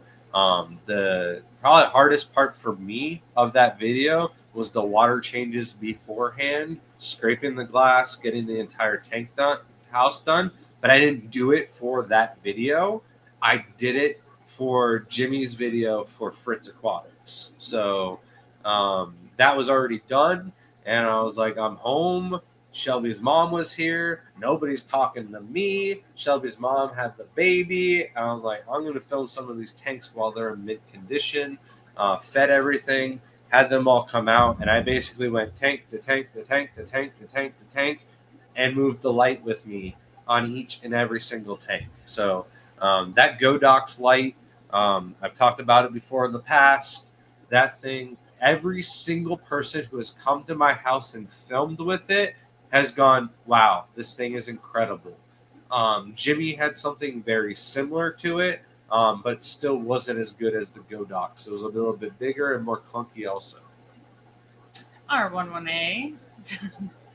Gotta try those. I've been using Brightwell's GH cage. They're good, but I go through a bottle super fast. Right. You're spending a lot of money on the water. And that was kind of my issue with carrying that product on the website. As much as I like the Brightwell products, the salty shrimp is just a much better deal. And then again, Plamski's, I don't know what his water ratio or gallons that you get out of his container compared to the Brightwell, but there was a lot of people that bought shrimp lines off of his that wanted to keep them on their minerals. So I respect that. I've got it, but I don't know if I'll keep it in the future. Kind of only sold it to one person so far. Johnny said, we need a Sulawesi shrimp tank setup guide. We do have a video on how to set up a Sulawesi tank. It's very old. I think you asked for one on the Opalula tank, and that one was like over 4 years old. I think the Sulawesi video was like the one right before that one. Yeah. It was on the same rack that Shelby had to do and set them all up on her own. Home Depot and Lowe's have Dragon and Sea Roost listed. Yeah. Oh. So it's probably not a one-off thing. They probably just have it online, though, because you can't find that at the store. Yeah, so I would say that's probably going to be the cheapest place. Yeah. It was stupid that cheap when I saw it posted. It was only on sale at the time. Though. It goes on sale, so I would say look at Black Friday sales coming up. You never know. Jason said Vietnam has the Princess V. I said that right? Yeah. as the Princess Bee shrimp, but sadly there's never was much demand for it in Asia. I guess people didn't see the point in them when they could get a crystal red shrimp or a crystal black shrimp. Yeah, see, I knew Vietnam had one, and when I said the Super Princess Bees, I was like, no, I think that one's Vietnam. So I don't really care enough about where they come from and stuff like that to remember all those things, but maybe one day I will. Bugsy said, I'll send some pics. I saw the shrimp in person. It was red and white, thin stripes with clear behind it. Yeah, I've also seen like sellers sell crystal shrimp low grades as Neo Caridina and try and pass them off, and they're What's just crystal shrimp. Yeah. So shrimp get mislabeled all the time and sold to pet stores and stuff like that. And I mean, it's not just shrimp. Fish get shipped and sent to the wrong stores all the time and mislabeled. Oh, yeah. What was that one shrimp that came out for a little bit? I can't remember. They just changed the name of one of the other ones. I won't remember right now. Stephen P. said, feed Kool-Aid powder to shrimp, create new line. So I won't be feeding Kool-Aid powder, but Thanksgiving's coming up. I've got some interesting ideas for some videos for sure. For sure. There's also, you could feed just algae wafer, it changes colors on yellows. Green yellows. Spirulina will turn yellows green. Yeah. Beauty and the buds, and also the red coloring in the fish food does that to snowballs. Get like a little reddish color to them. I can't. You always remember the name of it. I can't remember that red coloration in the fish food. Allison or amamycin. I don't know. No, that sounds wrong. I'm just making Usually stuff remember. Up. It starts with an A. I know that much. No, I don't know. Usually you're like quick to remember. I rely on you for memory. How do you pronounce calcio? Calcio. No, it's calcio. No, I'm just kidding. It's calcio. I'm sorry. I still say the babulati or babalti shrimp wrong because of you. And I don't know which one it is because of you. It's babalti. Babalti. Right? Okay, we called them babulatis for so long, and it just drives me crazy because now I'm at this point where we said both of them for so long that I can't remember which one it is. That's the worst thing. Somebody commented that Opa Ula is wrong, and I'm like, what is it? Ope Ule? Yeah, I don't know. So I've been saying it. Ula or I don't know like what that. it is. I'm not changing it. It's Opa Ula. Where do they come from, and how difficult are they? I've read that they are tough to breed. All right, so I found out talking to the Bloomfields that Yui is the original breeder, and that he has given his wife instructions that when he dies, she is allowed to release the recipe and how the calcios were made. However, as Crip is my witness, when he was over at the house, I have a tank of super black crystals. It is 3 doors down from my calcio tank. And in between those tanks are 2 more tanks of super black crystals. Now, there are 3 juvenile-sized red calcios that are the same size as the other batch of babies in my super black crystal tanks. That is 3 doors down from the nearest calcio tank. There is no calcios in the first 2 super black tanks. Why are you are you telling me like I don't know? Are you telling me that 3 mischievous young red calcios traveled 3 doors down and departed there? Or do you think that they could have possibly been a mutation from the super black crystals? Yeah, I think they're... I've had this theory before. Somebody else also had this theory once before. And I think someone mixed them with yellow King Kongs. I don't know if yellow King Kongs are even in the genetics, because I crossed them with calcios and I got no good results. That leads me to believe that yellows are in the genetics at all. So I think they could be a mutation off of super crystals, We could probably which do a I whole don't live stream think about this. super crystals are a pure crystal either. I think they are a mutated hybridization cross, maybe from Thank you, Beauty. yellow You got king him columns. going. He's going. But yeah, I don't know. I don't know where they come from. I don't know exactly what they are, but I'm convinced I made some from scratch. And Yui will probably come and tell me, no, I did it wrong. But now, how do you make blacks? How do you make blues? How do you make scorpions? Where did the We've done the calcio blues clues beads stop? before. Where did they come from? I don't know. I probably won't sleep tonight. Just kidding. I'm kidding. He's stressing me out. Sorry. I went from like 100 to 0% here real quick. Any advice on brackish corals? No, but we just decided today that we are going to do a brackish Opalula tank. And I'm not doing corals, though. I'm going to do macroalgae. So maybe your advice is don't do corals, do algae. Listen, you don't always get the advice you expect from us. Sometimes you get the advice you need. Bugsy said, how do you properly use Plamsky's Cure product? So, off the top of my head, I think it was 1 milliliter per 10 gallons every day for 7 days. I can't remember now. I haven't used it since March. We haven't had to use it. Where are you going to look it up? No. Oh, okay. You're on your own. You struggle. But yeah, you have to dose every single day for 7 days. The instructions, though, are on the bag when you get it.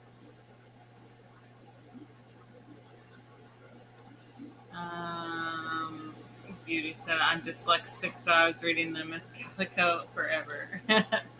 Yeah, I do it all the time when I see it. I actually read it as calico. The best, though, it looks like is when you're the actual person that posted it and shared it, and then you've got these people that comment on it and go, you misspelled calico. And I'm like, no, it's not like a cat. It's like the flower. And nobody ever apologizes. And Johnny, we do have the discount code. Just email us at thegardenofeater@gmail.com and we'll get that to you. That is for being a member. Good night, Richard. I just want to say quack. Quack. I don't know how to pronounce it. It drives me crazy. I just want to know. What's a bottled biofilm type food y'all use, if any?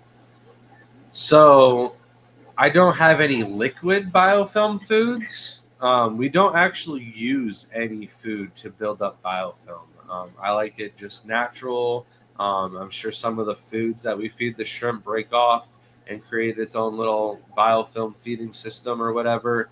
We do sell Bacter AE on the website, but I kind of more like to use it for starting up tanks and really getting the biofilm going, especially if I'm going to dose stock the tank with a lot of shrimp immediately.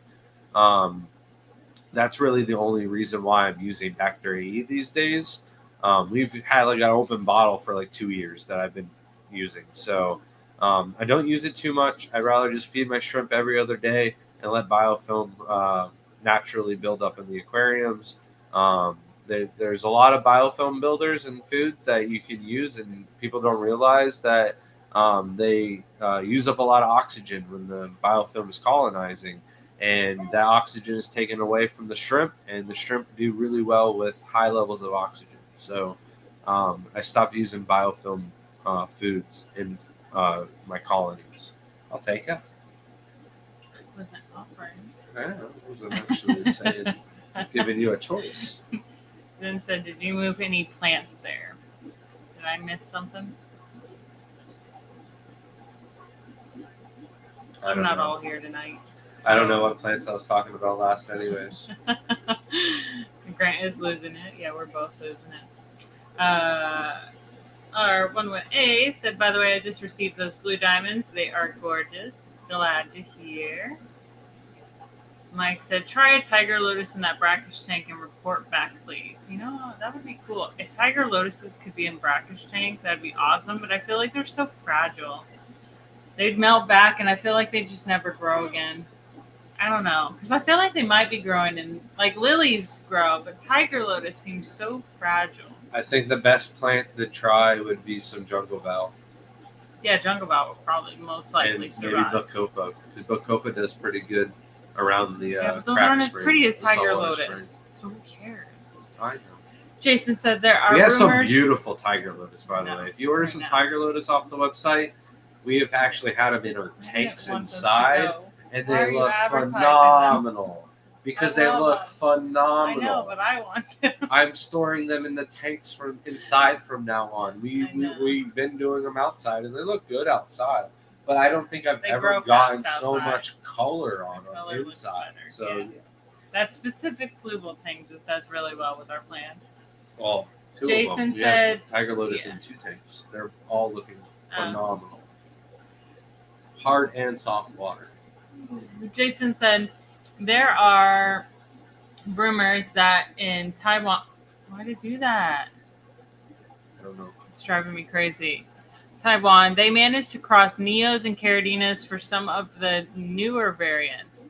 Not sure how true it is, but a lot of Neos I get from Taiwan only do well in soft water. So That's strange. there was a German breeder who came out and said that they had crossed their I can't remember if it was like an Aurora Blue Tiger and a Neo Caridina together, and it just didn't look right. It didn't, and their entire reputation and everything like that got demolished. Do you know how many people around the world are keeping them together and nobody ever gets crossbreeds? So maybe they're doing it with like the splicing and stuff like that, like they do with the corals and fish hormones and getting them manually, but breeding them in actual captivity naturally, I don't think it's possible. Newts are so stupid. I've watched that thing 3 times go up and then like straight face dive into the soil and then just sit there like, ow. Why? What is it doing that for? It drives me crazy. The only thing I could think of with this situation is like, what if they happen to catch like a wild type of one of those two, and they thought and misclassified it as a different. It's one of the two. Like it's a Neo misclassified as a Caridina or Caridina vice versa, and that's why. Well, obviously, maybe it's a wild Neo that everyone thought was Neo, but it's actually a Caridina, and that's why it's doing well in soft water. And it's just like a translucent, because a lot of the wild types are more translucent. So that's a theory. I also know that there are a lot of breeders that have lied about what they're doing, so that way nobody can copy and do the same thing. So I would imagine if somebody crossbred them, it would be like a mule though, where they couldn't breed with one another. So cool. It'd be awesome though. Zen said that was about the calceos. Could there have been hitchhikers on plants? We have not moved any of the mosses up there. That tank in it specifically has my rare my rare vine bulbitis. So nothing goes in that tank. Yeah. Those ones don't like. The only other way would be water change. Yeah, it would have to be super 3 rare. tanks or 2 tanks and made it to that tank. Like that's ridiculous. Yeah. Honestly, it should have just been in the next tank, not the other one. Yeah. Caitlin said, just ordered and it would some... go the other direction too. The blacks would end up in the calceos, not the other way around. Yeah, you're right. The blacks are the better tank on that row. You do it this way. Yeah. And calceos were one of the harder shrimp for us to get going. And honestly, it just took time for them to get adjusted to our water parameters. Now that they have, they're booming in the 3 tanks that we actually had them going in. So yeah, that's the problem with some of the the Calcios. It was a lot of people have them at different TDSs. So if you don't ask, that's a really good way to be successful in the shrimp hobby, is to ask your source what their water parameters are, so that you can match them if they are doing it successfully enough to breed to you. If they're just getting rid of their stock, I probably wouldn't take their water parameters into heart. But like there's a lot of breeders that breed these a lot prolific. Oh, that's your word. I can't say that. Prolifically? Yeah. I literally couldn't say it physically. We got Calcios off of 3 different breeders, and we struggled with all 3 batches. And the only ones that are doing good are the ones that we just hang in and just don't sell any and just let the next generation try and breed and regrow. And after 3 generations, and that's why I clicked with Greg Sage's talk, was like, he's like, some fish, after 2 generations, they're still not where they need to be. They're stunted. They're not producing a lot of good color. And then that 3rd generation, all of a sudden they can get the full size. They show their true colors. They've adapted, and they're not as stressed out in your water parameters. And I think that's the truest situation that I had was with the Calcios. With the Calcios. Yeah. Johnny said, just got my order in. Thank you so much. Nathan said, Shelby, no, that's not very nice. You got to share with your friends. It's hard when they're really nice. Zen said, forced hybridization. Kyle said, can you keep Caridina shrimp with fish in the same tank? If so, what fish and shrimp combos do you recommend for a 15-gallon tank? Celestial Pearl Danios were the ones that I've been the happiest with, seeing the 2 shrimp and the fish all out and with one another, and not really seeing a lot of predation and stuff like that. But whatever can fit in a fish's mouth can and will be food. So the smaller the mouth, the better.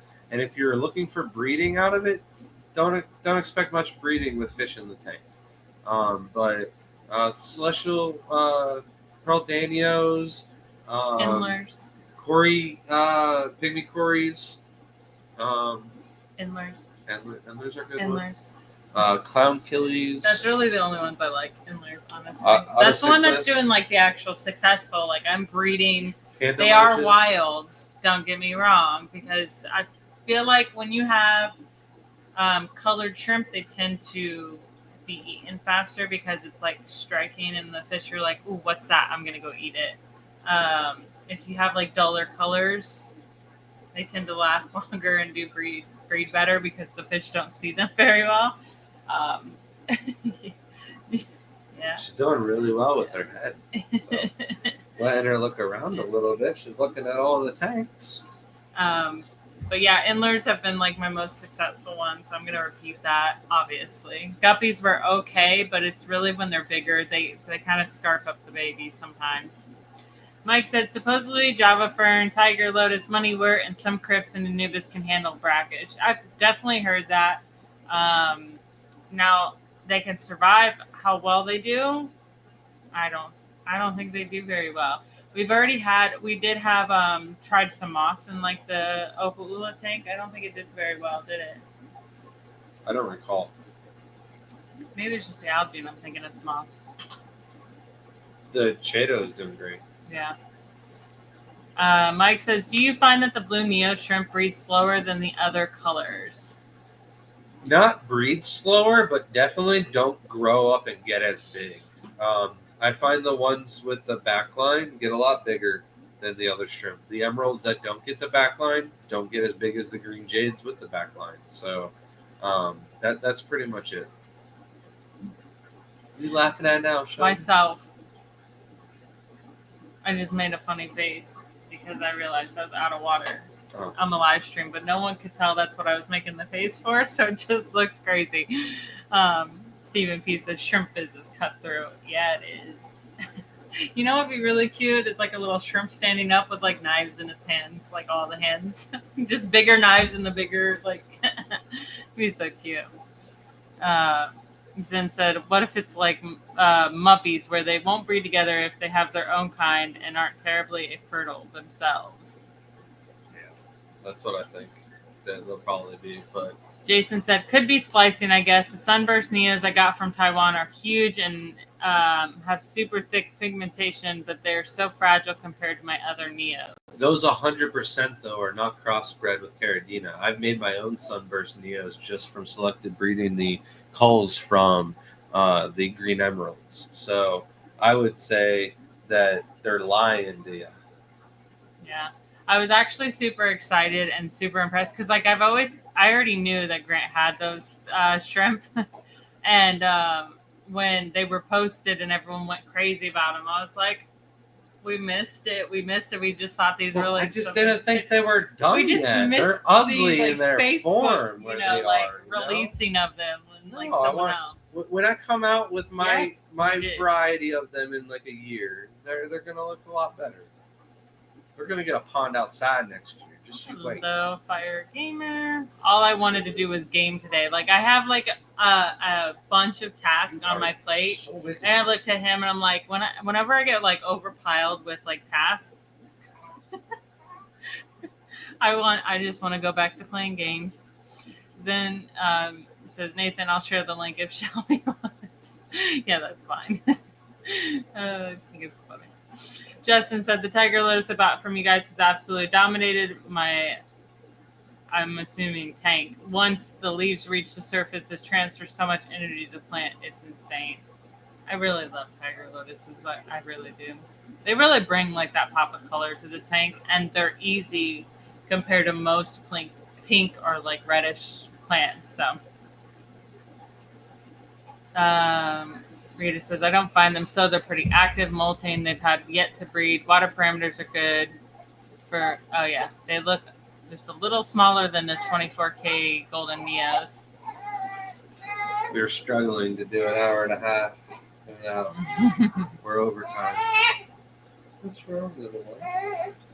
Also, if you can link up with the TGOE for the giveaways they have planned. Yeah, we do have to start announcing those so everyone knows. I did. Next week we're gonna do a Thanksgiving giveaway. So if you're around next Monday, you'll be there for that. What are our water parameters? And I'm just trying to remember which one you asked for. Oh, Calcios. 150 total dissolved solids, 6 GH, and then 6 pH, 0 KH. And then our temperatures are right around 70, 72.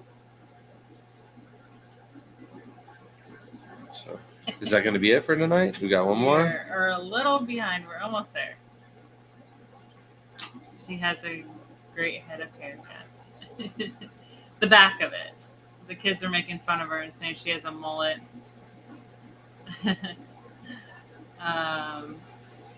Actually, I think I did.